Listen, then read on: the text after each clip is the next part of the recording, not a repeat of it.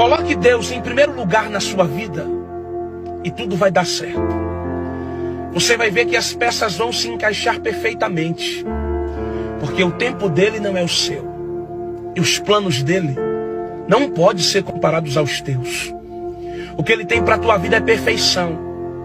As bênçãos que ele vai colocar na sua mão, nem você vai acreditar, vai ser surpreendente. Eu sei, eu entendo. A vida às vezes dá umas reviravoltas. A gente não entende, os planos mudam, as prioridades mudam, tudo parece confuso. Mas depois a gente entende que tudo estava no controle de Deus. Que Ele estava conosco nos momentos mais difíceis e delicados da nossa vida. Por isso acredite no que Deus tem para você. Tire essa lágrima dos seus olhos, tire essa tristeza do seu coração, porque está chegando um tempo incrível para a tua vida. Dá para você crer nisso?